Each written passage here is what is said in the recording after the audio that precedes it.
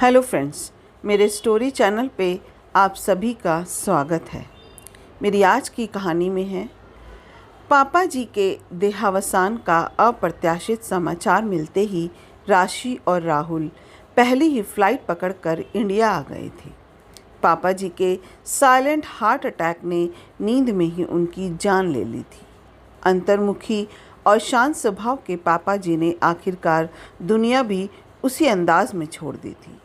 परवाचाल, भोली और मिलनसार सविता जी पर तो मानो पहाड़ टूट पड़ा था। रिश्तेदार और पड़ोसी महिलाओं के भरपूर सहयोग के बावजूद राशि के लिए उन्हें संभालना मुश्किल हो गया था। खैर, गुजरते वक्त के साथ साथ सब संभलने लगा, पर राशि और राहुल जानते थे कि माँ की ज़िंदगी में अचानक आया खालीपन इतनी आसानी से भरने वाला नहीं है। पिता की ही तरह अल्पभाषी और धीर गंभीर राहुल और भी चुप चुप रहने लगा, तो राशि ने आगे बढ़कर सारी जिम्मेदारियां ओढ़ ली थी। यहाँ तक कि उनके अमेरिका लौटने का दिन आने से पहले उसने मम्मी जी को भी किसी तरह साथ चलने के लिए मना ही लिया था। यह घर ऐसे का ऐसा ही रहेगा मम्मी जी, आपका वहाँ मन ना लगे तो आप कभी भी वापस आ सकती हैं। राशि के इस आश्वासन पर ही सविता जी बच्चों के साथ जाने के लिए तैयार हो पाई थी। वैसे भी बेटे बहू के सिवाय अब उनका दुनिया में और था भी कौन। राशि ने बहुत सी ही उत्साह से अमेरिका में रहने वाले अपने संबंधियों और दोस्तों से सविता जी को मिलवाया था। उसका तो पूरा परिवार ही अमेरिका में बसा हुआ था। राहुल से भी उसकी मुलाकात उच्च अध्ययन के तहत कैलिफोर्निया यूनिवर्सिटी में हुई थी और बस वही दोनों एक दूसरे को दिल दे बैठे थे। राशि के घर वाले तो एक बार में ही इस रिश्ते के लिए तैयार हो गए थे। हाँ, राहुल के माता पिता को खुद को समझाने में थोड़ा वक्त लगा था। यदि बेटा पढ़ लिख कर वही नौकरी करेगा तो ठीक ही है, अपना कहने को वहाँ इतने लोग होंगे, कम से कम बहू इंडियन तो है। बातूनी मिलनसार सविता जी को तो मानो बेटी, सहेली सब कुछ मिल गई थी। विदेश में पली बड़ी होने पर भी राशि को सविता जी के साथ सामंजस्य बिठाने में कोई परेशानी नहीं हुई, कारण सविता जी का दिल बिल्कुल साफ था। वे राशि को सच्चे दिल से अपना मानने लगी थी। ये उनकी यही साफ गोई और सच्चाई राशि को अंदर तक छू जाती थी। राशि ने अपनी उच्च शिक्षित कामकाजी माँ से निर्भीकता, स्मार्टनेस सीखी थी, पर अब सविता जी की उदारता, विनम्रता, माधुर्य और सादगी भी अपना लेने से उसके व्यक्तित्व में चार चांद लग गई थी। मम्मी जी को अपने साथ अमेरिका लाकर राशि संतुष्ट थी, पर मम्मी जी संतुष्ट है या नहीं इसे लेकर वह आश्वस्त नहीं हो पा रही थी। और उधर लोगों के उनके लिए शादी सुझावों और प्रस्तावों ने राशि को अजीब धर्म संकट में डाल दिया था। वे कैसे मम्मी जी के सन्मुख ये सब बातें और प्रस्ताव रखें। जिस तरह के समाज और मानसिकता के बीच वह बचपन से रहती आई है, उसमें यह सब बहुत सामान्य बात है। लेकिन मम्मी जी जिस तरह के परिवेश से आई हैं, वहाँ इस तरह की बातें, प्रस्ताव। राशि को तो यह भी डर था कि उसके प्रस्ताव रखते ही कहीं मम्मी जी उसी वक्त पैदल ही इंडिया रवाना ना हो जाए। राहुल भी तो सब सुनकर एक बारगी कितने असहज हो गए थे।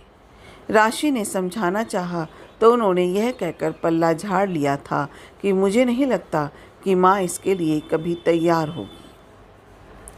राशि समझ गई थी कि यह मोर्चा उसे अकेले ही संभालना है। यदि मम्मी जी सहमत हो जाती है तो यह न केवल उनके लिए वरन पूरे परिवार के लिए बहुत राहत और खुशी की बात होगी, पर इसकी संभावना उसे शून्य ही नजर आ रही थी। इसमें कोई संदेह नहीं कि अपने साधारण रूढ़िवादी परिवेश के बावजूद मम्मी जी बहुत प्रगतिशील विचारों की है। राशि और राहुल की शादी से पहले भी राहुल ने उसे बता दिया था कि चाहे पूरा घर बिरादरी उनकी शादी के खिलाफ हो जाए, लेकिन माँ 100% उन्हीं का साथ देगी। अच्छा, इतने विश्वास की वजह? राशि ने शोखी से पूछा था। माँ का दिल बहुत साफ, कोमल और सच्चा है। मैं उन्हें जैसे ही हमारे प्यार की गहराई का वास्ता दूंगा, वे तुरंत पिघल जाएगी और आगे होकर तुम्हारा हाथ मांग लेगी। राशि ने सविता जी के बारे में जो सुना था, शादी के बाद उन्हें उससे कहीं बढ़कर पाया। कई बार तो राशि का पक्ष लेते हुए वे राहुल को ही झिड़क देती थी। राहुल तो शादी के बाद हमेशा के लिए इंडिया सेटल हो जाना चाहता था। राशि उसकी भावनाओं को समझती थी, सहमत भी थी, लेकिन जल्दबाजी में कोई भी निर्णय लेना उसे समझदारी नहीं लग रहा था। देखिए ना मम्मी जी, राहुल तो ज़िद पकड़ कर बैठ जाते हैं, कहते हैं नौकरी तो मिल ही जाएगी, आज नहीं तो कल। यदि इंडिया लौटना है तो बस तुरंत लौट चलो। अच्छा, राहुल ने ऐसा कहा? हम तो सोच रहे थे वो हमेशा के लिए वही विदेश में ही बस जाएगा। सविता जी गर्व से फूल उठी थी। मम्मी जी, उन्हें आप सबसे बहुत लगाव है। मैं भी यही चाहती हूँ कि सभी साथ रहे, लेकिन जब तक यहाँ दूसरी नौकरी का इंतज़ाम नहीं हो जाता तो हम दोनों की लगी लगाई बढ़िया नौकरियाँ छोड़कर आना क्या समझदारी होगी? वहाँ रहते हुए भी तो यहाँ नौकरी ढूंढ सकते हैं। हाँ, और क्या, मैं राहुल को समझाती हूँ। माँ के कहने पर ही राहुल को 2 साल और अमेरिका में रुकना पड़ा था। 2 साल बाद जब वो इंडिया आने के लिए पूरी तरह तैयार था तो माँ ने उसे यह कहकर फिर रोक दिया था, बहू क्या वहाँ अकेली रहेगी? उसकी भी तो वहाँ नौकरी लग जाने दो। अकेली क्यों? उसका तो पूरा घर परिवार है यहाँ, राहुल ने तर्क दिया था। वह वहाँ अपने घर परिवार के साथ रहती है या तेरे साथ? वो तेरी जिम्मेदारी है ना, और अपनी जिम्मेदारी से इस तरह मुंह मोड़कर आना भले घर के लड़कों की निशानी नहीं है। लेकिन इसमें ना जाने कितना टाइम और लग जाएगा माँ।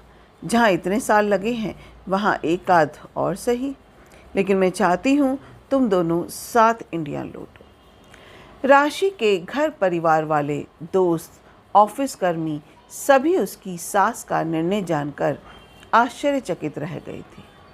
इंडियन सास तो अपनी बहू को सांस भी नहीं लेने देती, बड़ी स्ट्रिक्ट और रूढ़िवादी होती है।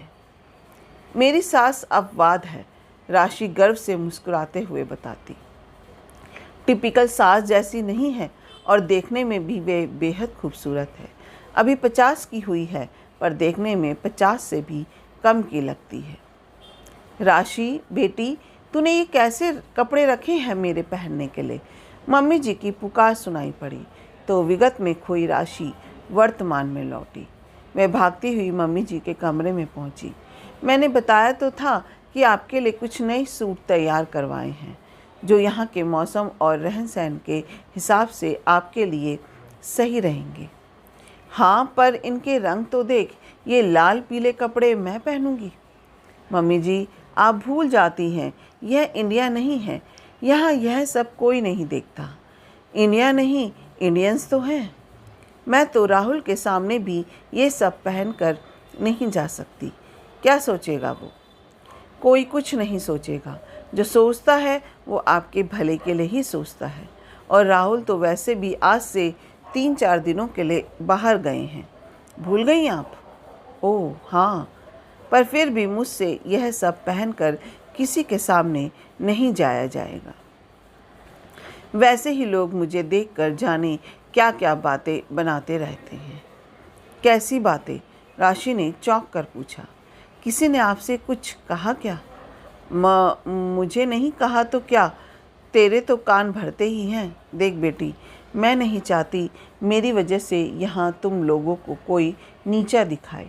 वैसे तो मैं अपनी ओर से बहुत संभल कर रहती हूँ, फिर भी शायद कभी कोई भूल हो गई हो तो यहाँ के तौर तरीके नहीं जानती ना।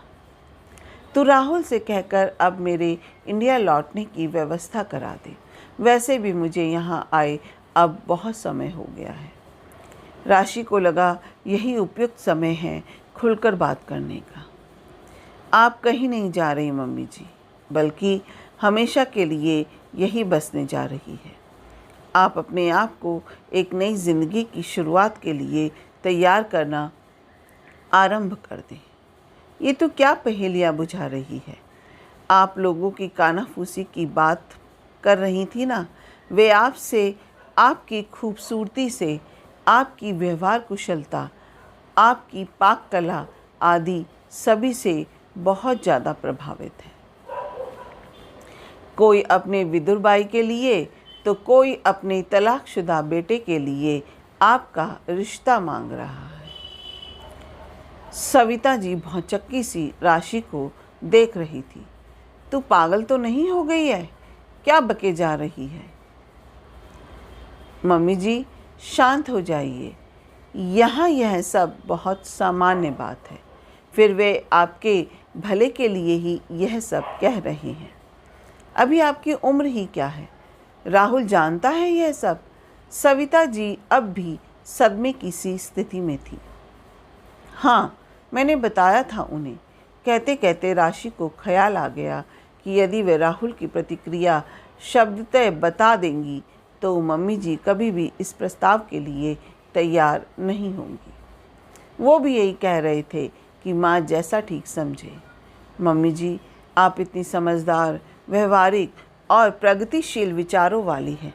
अच्छी तरह जानती है कि ज़िंदगी का सफ़र अकेले तय करना कितना मुश्किल है। लेकिन मैं अकेली नहीं हूँ। तुम्हारे पापा जी शरीर से भले ही इस दुनिया में नहीं हैं, लेकिन उनकी यादें, उनका प्यार मेरे दिलो दिमाग में रच बस गया है, जिसके सहारे मैं आराम से अपनी शेष ज़िंदगी व्यतीत कर सकती हूँ। तुम्हारे लिए यह समझना थोड़ा मुश्किल होगा, क्योंकि तुम्हारी वैवाहिक ज़िंदगी तो शुरुआत ही प्यार से हुई है। लेकिन मेरा वैवाहिक जीवन जब आरंभ हुआ था, तब मैं प्यार का क ख ग भी नहीं जानती थी। मात्र 19 वर्ष की थी तब मैं शारीरिक संबंधों को ही प्यार समझती थी। 20 की हुई तब राहुल गोद में आ गया था। तुम्हारे पापा जी दूसरे शहर में नौकरी करते थे। ससुर जी का प्रॉपर्टी का बिजनेस था और मैं सास ससुर के पास ही रहती थी। सप्ताहांत में या कभी कभी तो 2 सप्ताह में राहुल के पापा घर आते थे। कभी उनकी अपने ही शहर में ट्रांसफ़र करा लेने की बात चलती तो कभी मुझे उनके पास भेजने की बात। इस उपापोह में कुछ वर्ष तो ऐसे ही निकल गए। राहुल स्कूल भी जाने लग गया। मुझे अब उनसे दूर रहना अखरने लगा था। मन हमेशा उनके सामीप्य की कामना करता रहता। शायद ऐसी ही मनोदशा उनकी भी थी। शायद हमारे दिलों में सच्चे प्यार का अंकुरण हो चुका था। लेकिन राहुल के पापा को तो तुम जानती ही हो, वे इस सच्चाई को कहाँ अपने मुंह से स्वीकारने वाले थे। पर मैं गौर कर रही थी कि उनके घर के चक्कर, फ़ोन कॉल्स आदि बढ़ गए थे। उस समय मोबाइल तो थे नहीं। लैंडलाइन पर ही राहुल की पढ़ाई या अन्य किसी बहाने से ये मुझसे बात करने में आतुरता दिखाते, तो ऊपर से शर्माती मैं अंदर ही अंदर खुशी से फूल उठती थी। हमारा प्यार परवान चढ़ना शुरू ही हुआ था कि अचानक हृदयाघात से मेरे ससुर जी चल बसे। शोक संतप्त उस घड़ी में लंबे समय तक साथ रहने का मौका मिला तो हम परस्पर और भी पास आ गए। उस बार जब वो हमें छोड़कर गए तो मैंने निश्चय कर लिया कि अब मैं माँ जी और राहुल को लेकर हमेशा के लिए इनके पास चली जाऊंगी। लेकिन मैं आश्चर्यचकित रह गई जब कुछ दिन बाद ये ही अपना बोरिया बिस्तर समेटकर हमेशा के लिए हमारे संग रहने आ गए। उन्होंने तर्क दिया कि अब सरकारी सेवा से स्वैच्छिक सेवानिवृत्ति लेकर ये बाबूजी का बिजनेस संभालेंगे। लेकिन अपने अंतरंग क्षणों में उन्होंने स्वीकार किया कि मेरा मोह ही इन्हें हमेशा के लिए यहाँ खींच लाया था। मैंने भी अपना प्यार उजागर करते हुए इन्हें अपने इरादे से अवगत करा दिया था। हमारी ज़िंदगी के वे स्वर्णिम दिन थे। माँ जी सत्संग में तो राहुल अपनी उच्च शिक्षा में व्यस्त था और हमारा सारा समय एक दूसरे को समर्पित था। फिर माझी भी चल बसी। राहुल विदेश चला गया, पर परवान चढ़ते प्यार को अचानक विराम लग गया। तुम्हारे पापा जी साथ छोड़ गए। परिपक्व उम्र का प्यार भी परिपक्व होता है बेटी। अब शारीरिक क्षुधा तो समाप्त हो गई है और मन उनके प्यार से परितुत्व है। वे मेरे मन में बसे हुए हैं, जहाँ मैं उनसे हर बात साझा करती हूँ, सलाह मशवरा करती हूँ। अब बताओ, ऐसे में मैं किसी और को कैसे अपने दिल में जगह दे सकती हूँ? राशि अवाक सी मम्मी जी पापा जी की परिपक्व प्रेम गाथा से उसे अभिभूत कर दिया था, पर साथ ही अपने प्रेम के प्रति उसका मन आशंका से भर उठा था। वह तो कॉलेज के प्रथम वर्ष में ही राहुल के प्यार में पड़ गई थी, तो क्या अपरिपक्व उम्र का प्रेम वक्त के साथ समाप्त हो जाएगा? जैसा कि वह यहाँ देखती आई है, संबंध जोड़ना और तोड़ना यहाँ तो आम है। क्या हुआ बेटी, अचानक तुम्हारा चेहरा क्यों उतर गया? मैंने कोई ठेस तो नहीं पहुँचा दी तुम्हें? राशि उनसे अपना भय साझा किए बिना न रह सकी। ऐसा कुछ नहीं होगा। यहाँ के समाज के लिए तुम्हारा प्रेम अपवाद साबित होगा। मैंने तुम्हारे आपसी प्यार में अल्हड़पन, नादानियाँ देखी है, तो गहन समर्पण और अपनत्व भी महसूस किया है। मेरा आशीर्वाद है तुम्हारा प्रेम सदैव अशुक्र बना रहेगा। वातावरण में घुलती पवित्रता और विश्वास ने सास बहू के रिश्ते को और भी प्रांगण बना दिया था। अपना कीमती समय देने के लिए दिल से शुक्रिया। अगर आपको ये कहानी अच्छी लगी हो तो एक लाइक कीजिएगा, शेयर कीजिएगा और मेरे चैनल को सब्सक्राइब करना मत भूलिएगा। फिर मिलते हैं एक नई कहानी के साथ। जय हिंद।